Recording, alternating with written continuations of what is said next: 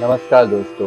पिछली कथा को आगे बढ़ाते हुए जिसमें आपने प्लोमा अग्निदेव का संवाद सुना, आगे के छठे अध्याय में उग्र शिवाजी कहते हैं, ब्राह्मण अग्नि का ये वचन सुनकर उस राक्षस ने वरा का रूप धारण करके मन और वायु के समान वेग से उसका अपहरण किया।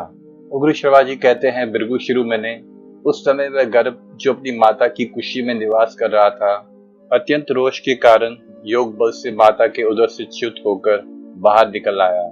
च्युत होने के कारण ही उसका नाम च्यवन हुआ। माता के उदर से च्युत होकर गिरे हुए उस सूर्य के समान तेजस्वी गर्भ को देखते ही वह राक्षस प्लोमा को छोड़कर गिर पड़ा और तत्काल जलकर भस्म हो गया। सुंदरी प्लोमा दुख से मूर्छित हो गई और किसी तरह संभल कर भृगुकुल को आनंदित करने वाले अपने पुत्र भार्गव च्यवन को गोद में लेकर ब्रह्मा जी के पास चली गई।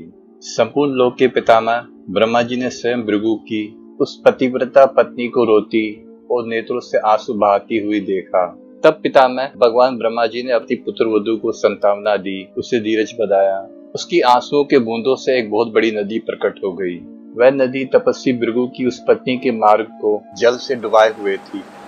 उस समय लोक पितामह भगवान ब्रह्मा ने प्लोमा के मार्ग का अनुसरण करने वाली उस नदी को देखकर उसका नाम वधूसरा रख दिया, जो च्यवन के आश्रम के पास प्रवाहित होती है। इस प्रकार भृगु पुत्र प्रतापी च्यवन का जन्म हुआ।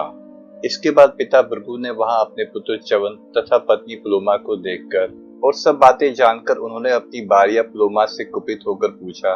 भृगु बोले, कल्याणी, तुम्हें हर लेने की इच्छा से आए हुए उस राक्षस को किसने तुम्हारा परिचय दिया? प्रिय, ठीक ठीक बताओ।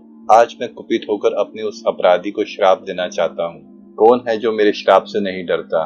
किसके द्वारा ये अपराध हुआ है? प्लोमा बोली, भगवान अग्निदेव ने उस राक्षस को मेरा परिचय दे दिया।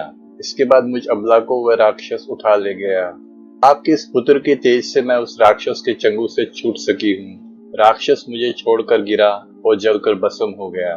उग्र शिवाजी कहते हैं, प्लोमा का ये वचन सुनकर परम क्रोधी महर्षि भृगु का क्रोध और भी बढ़ गया। उन्होंने अग्निदेव को श्राप दिया, तुम सर्वभक्षी हो जाओगे। इस प्रकार महाभारत आदि पर्व का ये छठा अध्याय पूरा होता है। इस वीडियो को शेयर करें, लाइक करें और महाभारत कथा से जुड़ी विशेष जानकारी के लिए चैनल को सब्सक्राइब करें।